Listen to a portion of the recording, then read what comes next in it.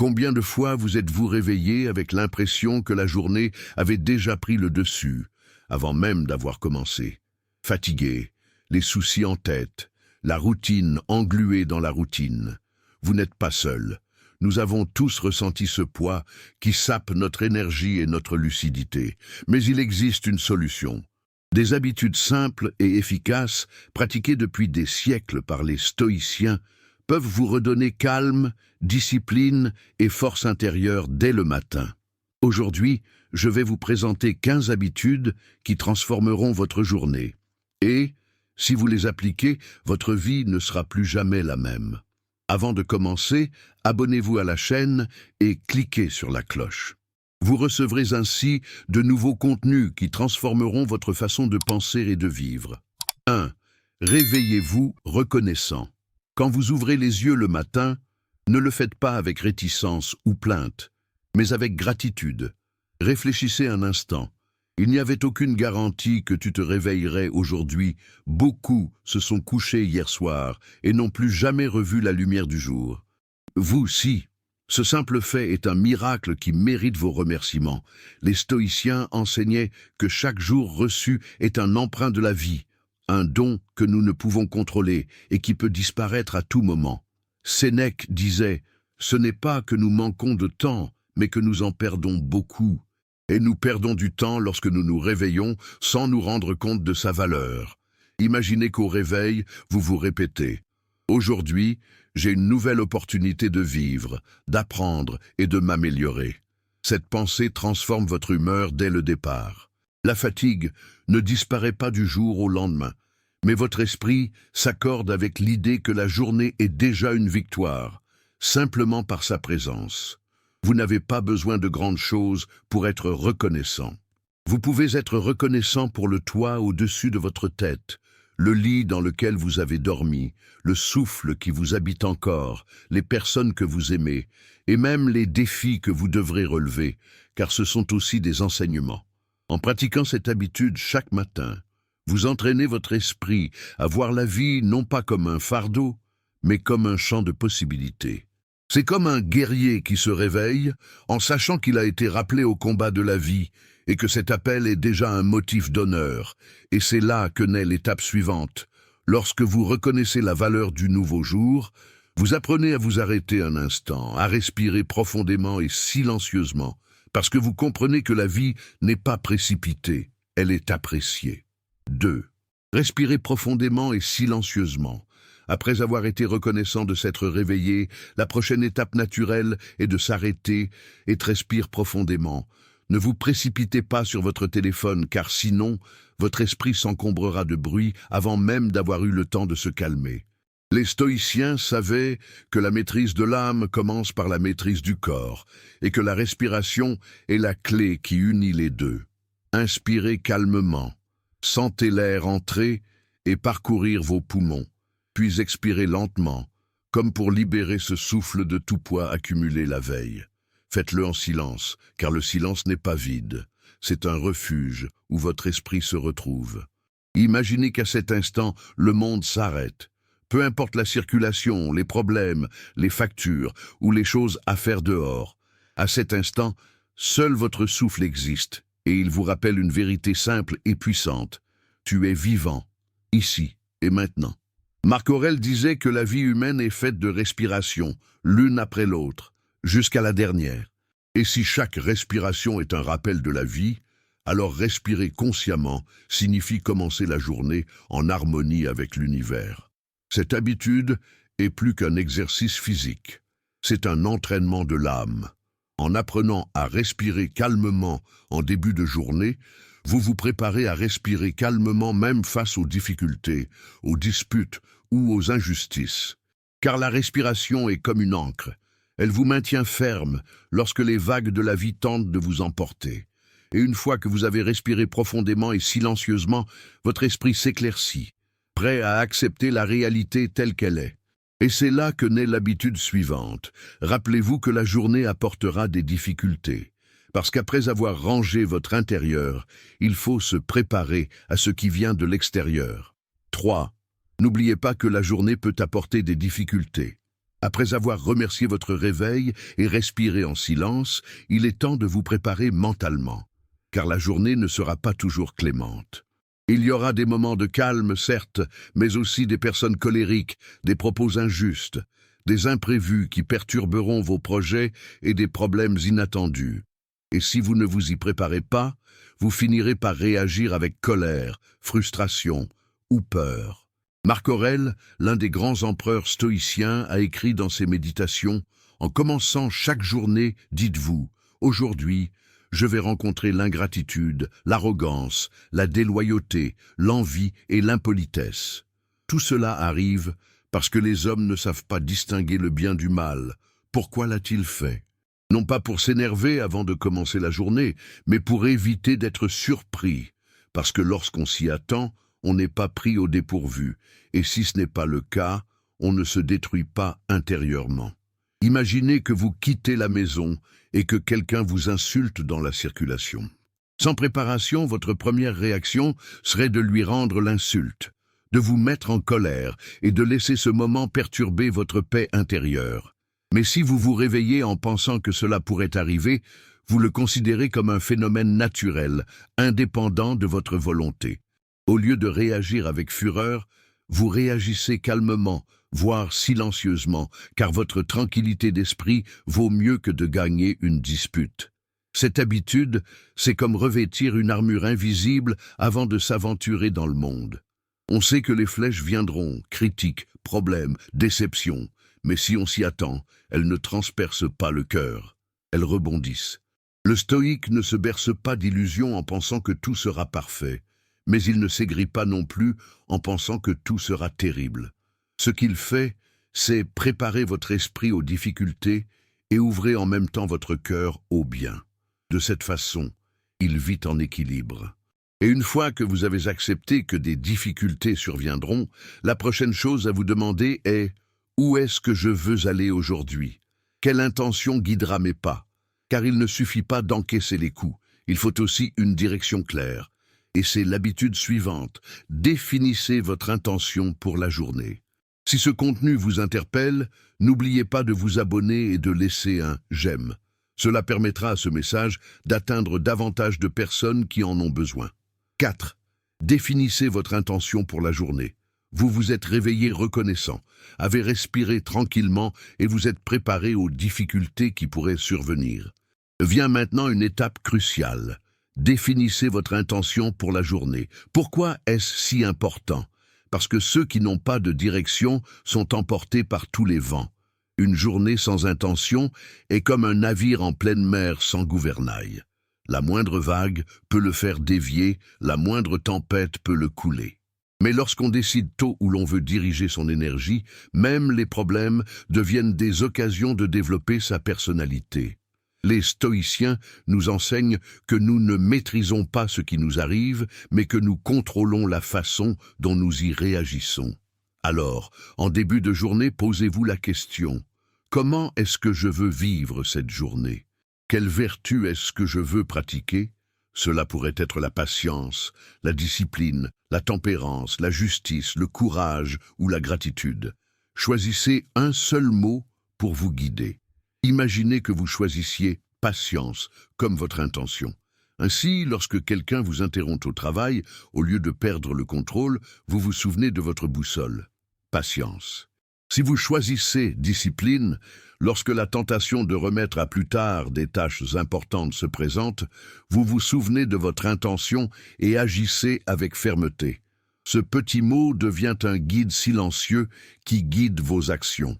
Marc Aurèle ne commençait jamais une journée sans réfléchir à ce qu'il devait faire en tant qu'homme, en tant qu'empereur et en tant que serviteur d'autrui. Il savait que s'il ne décidait pas comment il voulait vivre, il finirait par être entraîné par les désirs, les caprices ou la pression d'autrui. Définir son intention, c'est décider à l'avance qui l'on veut être aujourd'hui. Et cette habitude est directement liée à la suivante. Si vous définissez une intention, mais que votre environnement est chaotique, votre esprit s'affaiblit. Par conséquent, ce qui suit consiste à apprendre à organiser votre environnement, car un espace propre et clair renforce un esprit ferme et concentré. 5. Organisez votre environnement. Vous vous êtes réveillé reconnaissant. Vous avez respiré calmement. Vous avez accepté que la journée soit difficile et vous avez défini votre intention. Mais avoir une intention claire ne sert à rien si votre environnement est encombré, car la confusion extérieure alimente la confusion intérieure. Les stoïciens comprenaient que la maîtrise de soi ne commence pas par de grandes batailles, mais par la chose la plus simple et la plus proche, son espace. Comment peut-on espérer avoir un esprit discipliné si son lit est défait, son bureau encombré de papier, sa cuisine en désordre? Le désordre extérieur est le reflet du désordre intérieur. Et en même temps, en rangeant l'extérieur, on range l'intérieur. Faites le test. Commencez votre matinée faire. Ton lit, c'est un geste simple, mais puissant. Ce simple geste revient à dire à son esprit « Aujourd'hui, je maîtrise ce qui est sous mon contrôle ». Ensuite, débarrassez votre bureau, rangez ce que vous n'utilisez pas et créez un espace où votre vision et votre respiration peuvent trouver la paix. Il ne s'agit pas de perfection ou d'obsession, mais de créer un environnement qui vous rappelle que le contrôle commence par ce qui est à portée de main. Imaginez un soldat avant la bataille. Il ne part pas avec son armure déchirée, ni son épée couverte de poussière. Il se prépare, il s'organise, car il sait que le chaos l'attend.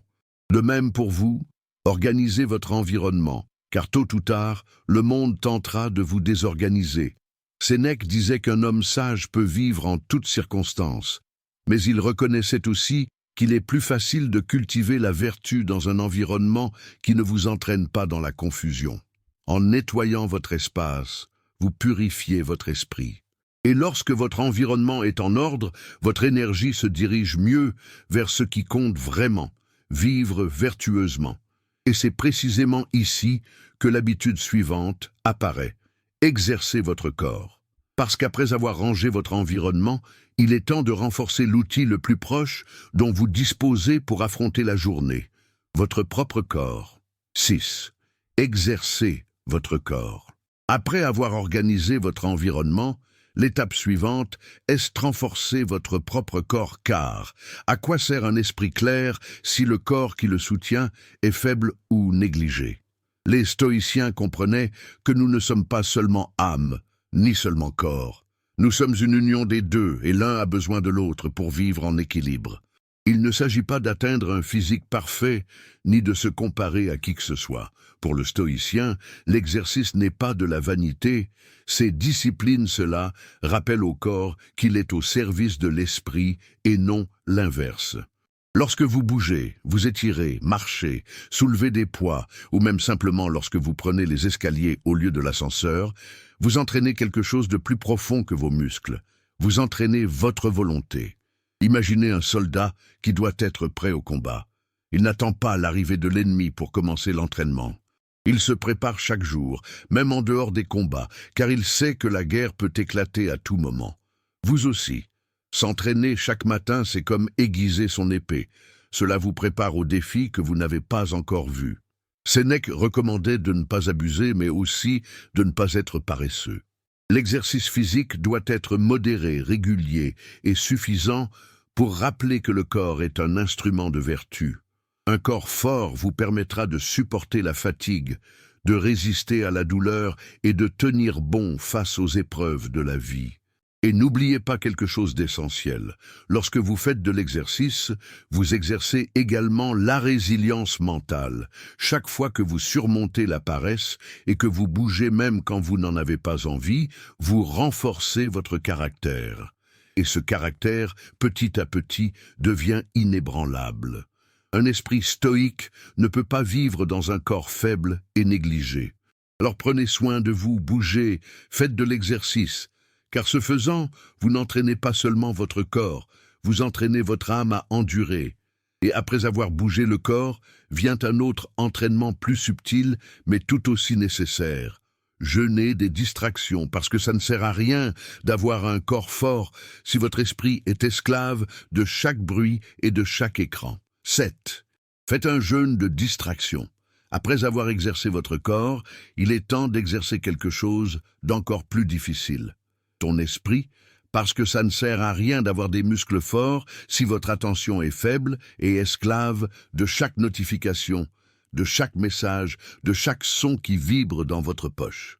Les stoïciens n'avaient ni téléphone portable ni réseaux sociaux, mais ils comprenaient le danger d'être distraits. Sénèque nous a avertis. Ce n'est pas que nous manquons de temps, c'est que nous le gaspillons sur des choses qui n'en valent pas la peine.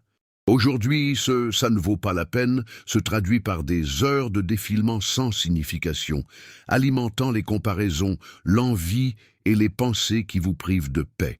Le jeûne de distraction consiste à commencer la journée sans plonger directement dans le bruit. N'ouvrez pas votre téléphone dès le réveil. Ne vous encombrez pas d'informations négatives ou de la vie des autres sur les réseaux sociaux. Offrez-vous un espace pur, où le silence et l'intention sont les premières choses que vous respirez le matin. Pensez-y. Vous est-il déjà arrivé de prendre votre petit déjeuner à la hâte, téléphone à la main, avec l'impression de courir après quelque chose dont vous ignoriez la nature? C'est vivre comme un esclave des distractions. Le stoïque, lui, est libre au départ. Il décide des pensées qui lui viennent à l'esprit, tel un garde gardant les portes d'une ville. Essayez-le. Pendant la première heure de votre journée, évitez votre téléphone portable, évitez de regarder la télévision et évitez de vous encombrer l'esprit de bruit. Consacrez ce temps à vos habitudes, à votre respiration, à votre exercice physique, à votre réflexion. Ce court jeûne est comme un entraînement de l'âme, renforçant progressivement votre capacité à décider où concentrer votre attention.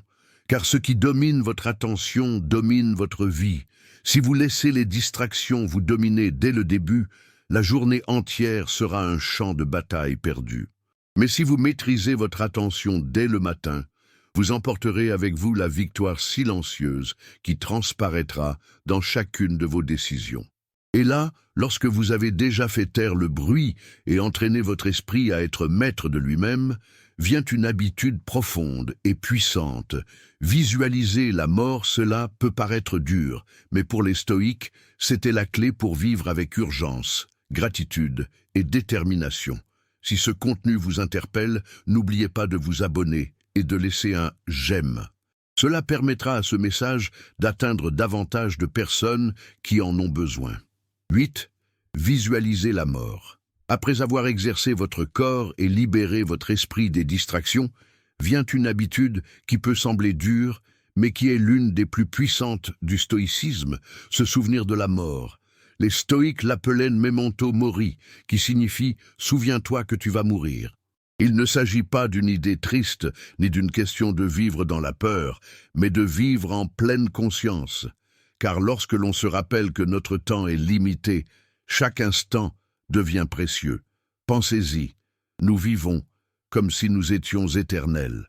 Nous remettons nos rêves à plus tard, nous laissons les mots non prononcés, nous remettons les réconciliations à plus tard et nous réservons des projets pour un demain qui n'arrive jamais. Mais en vérité, nous ne savons pas combien de temps il nous reste. Ce pourrait être 30 ans, 10 ans, ou peut-être qu'aujourd'hui est le dernier jour.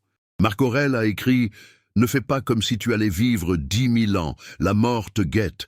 Tant que tu vis, tant que tu le peux, sois bon. » Qu'est-ce que cela signifie? Quand on comprend que la vie est fragile, on cesse de perdre son temps sur des choses futiles. On ne se dispute plus pour des futilités, on ne nourrit plus de ressentiments, on ne gaspille plus d'énergie à se plaindre. On commence à vivre pleinement. Imaginez que chaque matin, lorsque vous ouvrez les yeux, vous vous souvenez « Je peux mourir aujourd'hui ». Comment cela changerait-il votre façon de parler à vos enfants, à votre partenaire, à vos amis? Continueriez-vous à vous mettre en colère pour des broutilles ou choisiriez-vous le calme et la gratitude? Cette pensée, loin de vous déprimer, vous réveille au contraire. Il est urgent de vivre avec un sens. Visualiser la mort ne signifie pas être obsédé par la fin, mais plutôt honorer le présent.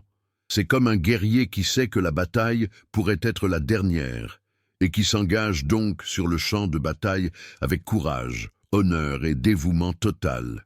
Nous aussi, en nous souvenant de la mort, nous choisissons de vivre plus pleinement. Et c'est là que l'étape suivante se présente naturellement. Si la vie est courte, à quoi bon vivre uniquement pour soi? Par conséquent, La prochaine habitude stoïque consiste à se demander « Qui puis-je aider aujourd'hui ?» Parce que la meilleure façon d'honorer la vie est de servir les autres, tant qu'il vous en reste. 9.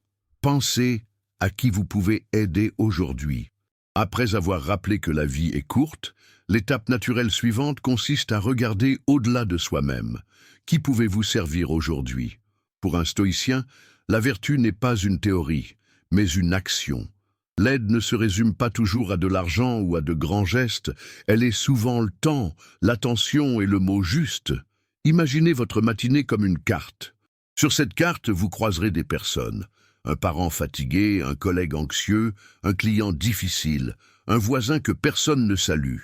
Demandez-vous, de quoi cette personne a-t-elle besoin maintenant et que je puisse lui offrir?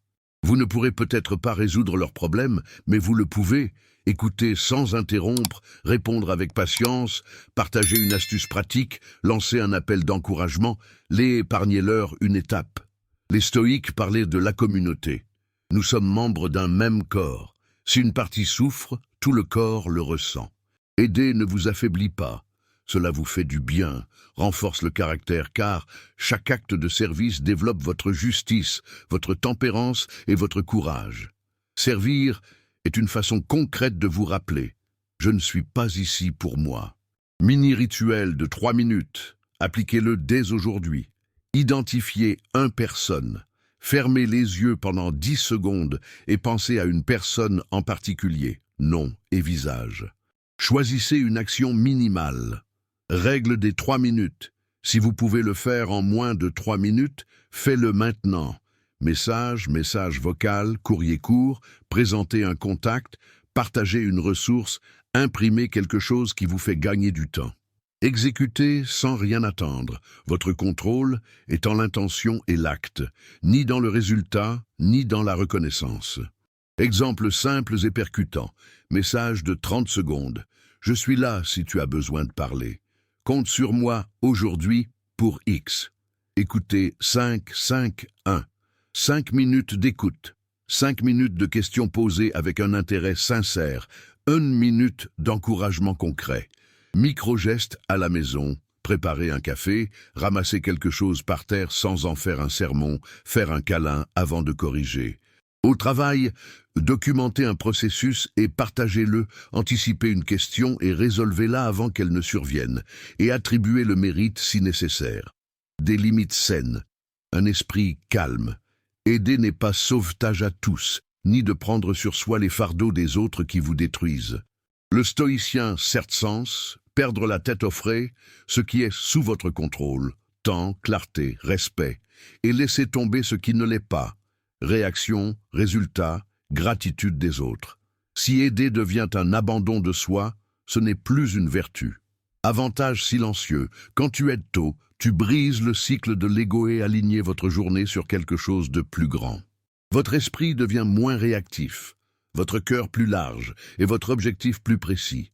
Servir ouvre la poitrine et échauffer le muscle d'action. Et c'est précisément la porte vers la prochaine habitude. Avec un cœur disposé et une volonté en mouvement, vous êtes maintenant prêt à faire d'abord la chose la plus difficile, parce que servir vous met en mode exécution. Et c'est dans cet élan qu'il est préférable de s'attaquer à la tâche qui génère le plus de résistance. 10.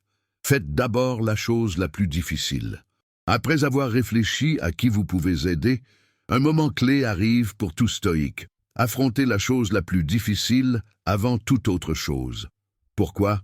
Parce que l'esprit est comme un muscle. Quand on se réveille, qu'on a organisé son environnement, exercé son corps et concentré son intention, on est au meilleur de sa forme de la journée. Cette force initiale ne doit pas être gaspillée sur des tâches insignifiantes ou des distractions, mais plutôt sur le défi qui suscite le plus de résistance. Pensez à ces choses que vous remettez toujours à plus tard, un projet en cours, une conversation gênante, une tâche qui demande de la concentration, une décision que vous évitez depuis des semaines. Chaque fois que vous la remettez à plus tard, votre esprit s'alourdit du poids de ce que vous n'avez pas fait, et ce poids sape votre énergie et votre sérénité. Les stoïciens enseignaient que le courage ne se développe pas en fuyant le danger, mais en l'affrontant. Il en va de même pour nos tâches. La discipline se forge en s'attaquant d'abord au plus difficile. Ce faisant, on remporte 2 victoires. On accomplit l'essentiel et on libère son esprit de l'anxiété liée à la procrastination. Imaginez votre journée comme une montagne. Si vous gravissez d'abord la partie la plus raide, le voyage devient plus facile et plus fluide. Mais si vous commencez par la partie facile et laissez la montée difficile pour la fin, vous finissez par être fatigué, vidé de votre énergie, et souvent, vous ne l'abordez même pas. L'habitude stoïque est donc claire. La tâche la plus difficile en premier. Essayez, identifiez chaque matin l'action qui vous oppose le plus de résistance et faites-la avant midi. Une fois terminé, vous ressentirez un élan de liberté, comme si vous aviez brisé des chaînes invisibles. Cet élan vous accompagnera tout au long de la journée, car vous saurez que l'essentiel a été accompli. Et voici l'habitude suivante. Si vous commencez par la partie difficile, faites attention à ce que vous dites pendant le processus. Car rien ne vous épuise plus que de vous plaindre en cours de route. Par conséquent, après avoir affronté la partie la plus difficile, il est temps de se rappeler « Évitez les plaintes en début de journée ». 11. Évitez les plaintes en début de journée. Vous avez déjà affronté le plus dur, ce qui vous a déjà valu une grande victoire. Mais quelque chose peut anéantir cette force intérieure en quelques secondes, les plaintes. Beaucoup de gens commencent leur journée en prononçant des phrases comme « comme ce lundi est ennuyeux »,« comme je suis fatigué », encore la même chose. Et sans s'en rendre compte, avec ces mots, ils ont déjà donné le ton de leur journée. Les plaintes sont comme un poison qui entre dans la bouche et finit par empoisonner l'esprit. Le stoïque sait que ce qu'il répète avec sa langue, son esprit le croit vrai. Si vous vous répétez chaque jour que votre vie est un fardeau, vous le ressentirez bientôt, même si ce n'est pas le cas. Mais si, au lieu de vous plaindre, vous choisissez des mots forts, vous entraînez votre esprit à envisager le jour avec lucidité et courage. Imaginez un soldat qui, avant la bataille, dit « Nous sommes perdus, il n'y a plus d'espoir. Qu'arriverait-il à son armée ?» Elle s'effondrerait. Imaginez maintenant le même soldat disant « Le combat sera dur, mais nous avons la force de résister. » Cela ne change pas la réalité de l'ennemi, mais cela change sa façon de l'affronter. Il en va de même pour vous. Les plaintes vous affaiblissent, mais les paroles fermes vous renforcent. Les stoïciens recommandaient d'utiliser les mots comme outil de vertu. Sénèque nous rappelait que même au cœur des difficultés, nous pouvons choisir notre attitude. Il ne s'agit pas de nier la réalité, mais plutôt de la décrire avec sérénité. Au lieu de dire « quelle journée horrible », tu peux dire « aujourd'hui, j'ai des défis qui me feront grandir ». Au lieu de « je suis fatigué », tu peux dire « j'ai assez d'énergie pour donner le meilleur de moi-même aujourd'hui ». Faites cet exercice. Durant la première heure de votre journée, remarquez si une plainte surgit dans votre esprit ou sur vos lèvres. Et lorsque cela se produit, remplacez-la immédiatement par une phrase encourageante. Petit à petit, vous constaterez que votre moi intérieur se renforce et que les difficultés ne vous épuisent plus. Et c'est précisément là qu'intervient l'habitude suivante. Si les plaintes affaiblissent votre esprit, les maximes stoïciennes le renforcent. Par conséquent, après avoir évité les plaintes, l'étape suivante consiste à répéter une maxime stoïque qu'ils deviennent ton bouclier pour la journée. Si ce contenu vous interpelle, n'oubliez pas de vous abonner et de laisser un « j'aime ». Cela permettra à ce message d'atteindre davantage de personnes qui en ont besoin. 12. Répétez une maxime stoïque. Après avoir appris Anne, vous plaignez pas au début de la journée. Il est temps de remplir cet espace vide avec quelque chose de puissant. Un maxime stoïcienne. Les plaintes vous affaiblissent, mais les maximes vous renforcent, comme un bouclier invisible que vous portez avec vous tout au long de la journée. Les stoïciens répétaient des phrases courtes et profondes qui leur rappelaient leur maîtrise et leur but. Marc Aurèle notait chaque matin des pensées pour lui-même, telles que « Je ne contrôle pas ce qui m'arrive, mais je contrôle la façon dont je réagis ». Épictète enseignait « Ce ne sont pas les choses qui nous dérangent, mais l'opinion que nous en avons ». Ces idées n'étaient pas seulement de la philosophie, elles étaient des armes pour affronter le chaos quotidien. Réfléchissez à ceci. Face à une difficulté, un patron exigeant, un client impoli, un problème inattendu, votre réaction naturelle peut être la colère ou le désespoir. Mais si vous avez déjà une maxime en tête, elle résonne comme une voix intérieure qui apaise votre esprit. Imaginez que quelqu'un vous provoque et que votre maxime dise « Ma paix ne dépend pas des autres ». Au lieu de céder à la colère, vous choisissez le silence et le calme. Cette phrase devient votre victoire. Vous pouvez choisir un maximum différent chaque jour selon votre entraînement. Exemple pratique. Pour la patience, ce qui dépend de moi, je le ferai avec calme. Ce qui ne dépend pas de moi, je l'accepterai avec sérénité. Pour la discipline, celui qui maîtrise ses désirs est plus fort que celui qui conquiert une ville. Pour remerciement, tout ce que j'ai aujourd'hui me suffit. Faites-en un rituel. Au réveil, écrivez votre maxime sur un morceau de papier, répétez-la doucement ou gravez-la dans votre mémoire comme un mantra. Tout au long de la journée, revenez-y lorsque vous sentez que le monde essaie de vous tirer vers le bas. Tel un marin guidé par une étoile dans l'obscurité, votre maxime sera la lumière au milieu des tempêtes quotidiennes. Et cette habitude est directement liée à la suivante. Si une maxime renforce votre esprit, vous devez aussi apprendre à renforcer votre corps et votre esprit par quelque chose d'aussi simple que manger ou boire. Par conséquent, l'étape suivante est soyez attentif lorsque vous mangez, pratiquant la modération et la jouissance sereine que les stoïciens valorisaient tant. 13. Soyez attentif lorsque vous mangez. Après avoir renforcé votre esprit avec une maxime stoïque, il est temps de pratiquer la discipline dans quelque chose qui semble très simple, mais qui en dit long sur notre caractère, la façon dont nous mangeons.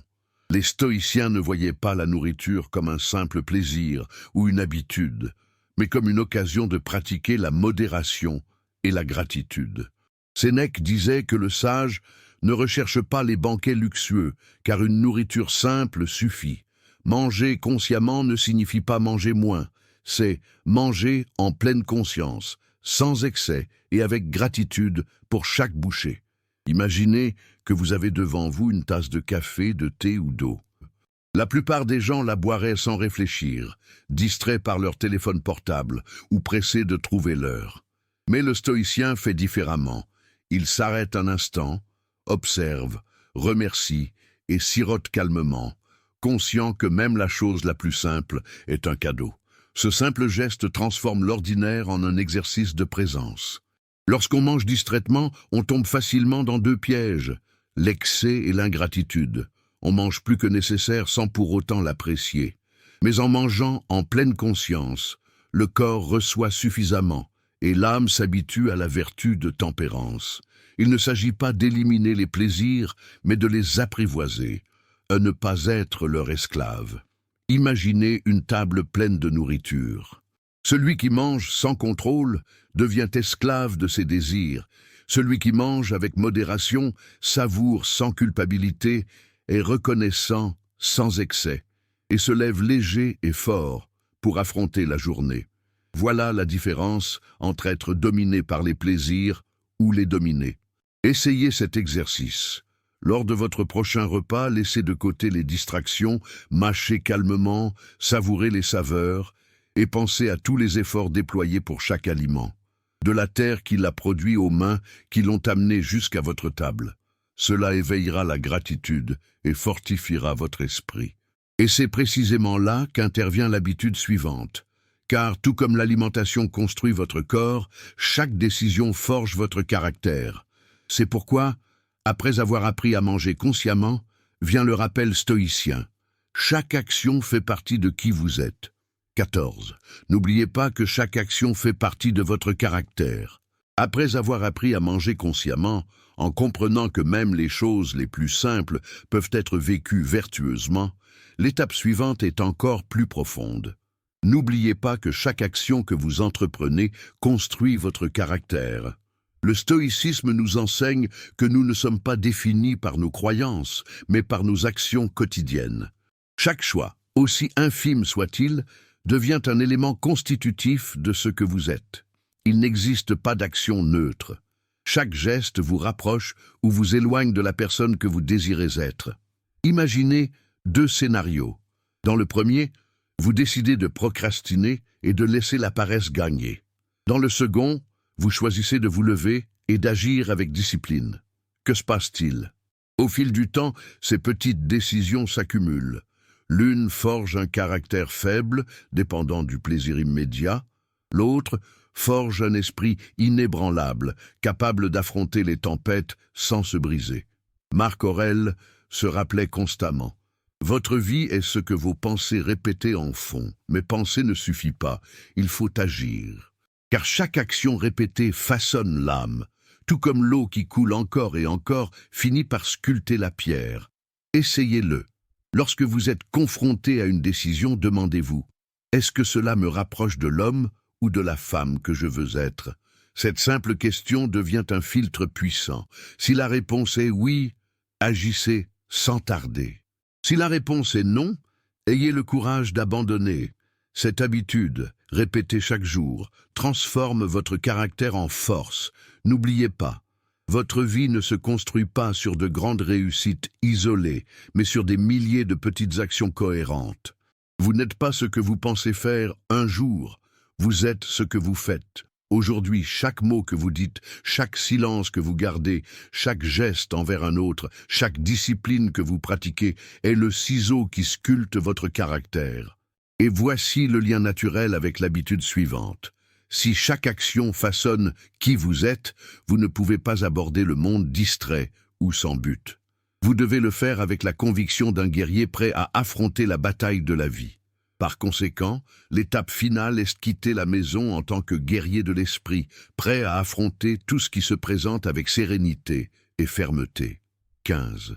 Quitter la maison en tant que guerrier de l'esprit. Après avoir rappelé que chaque action construit votre personnage, il est temps de passer à l'étape finale. Sortez dans le monde avec l'attitude d'un guerrier de l'esprit. La journée n'est plus une page blanche, c'est un champ de bataille. Non pas une bataille contre des armées de chair et de sang, mais contre vos propres impulsions, contre des paroles blessantes, contre les distractions qui cherchent à vous abattre, contre le découragement qui tente de vous retenir. Et ici, nul besoin d'épée ni d'armure, car votre meilleure arme, c'est vous-même, esprit discipliné. Imaginez comment un soldat romain se préparait avant le combat. Il ajustait son armure, aiguisait son épée, s'alignait avec ses camarades et marchait avec détermination. Vous devriez faire de même, mais votre armure est la gratitude avec laquelle vous vous êtes réveillé. Votre épée est l'intention claire que vous avez affichée. Votre bouclier est la maxime stoïcienne que vous répétez. Et votre discipline est l'entraînement que vous avez suivi au petit matin. Quitter la maison en guerrier de l'esprit signifie que rien d'extérieur ne pourra ébranler ce qui est solide en vous.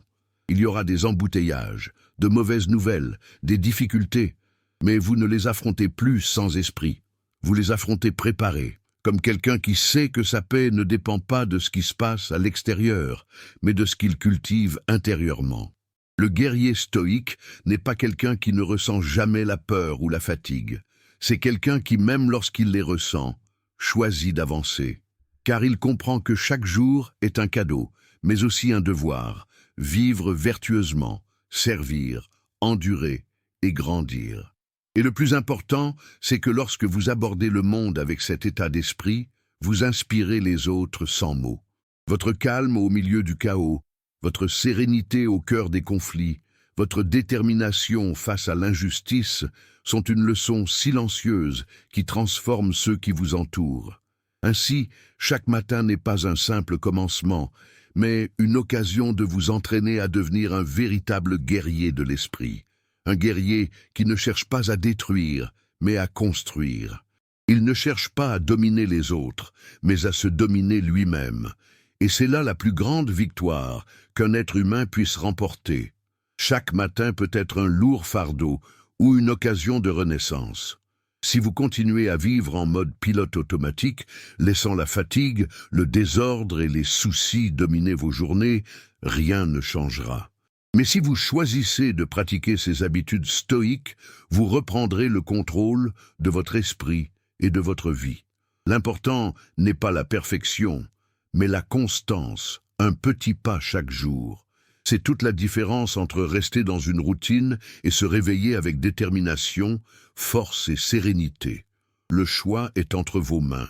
Maintenant que vous connaissez ces habitudes stoïques, dites-moi dans les commentaires laquelle vous allez commencer à pratiquer aujourd'hui. Et si ce n'est pas déjà fait, abonnez-vous à la chaîne et partagez cette vidéo pour que nous puissions changer plus de vies ensemble.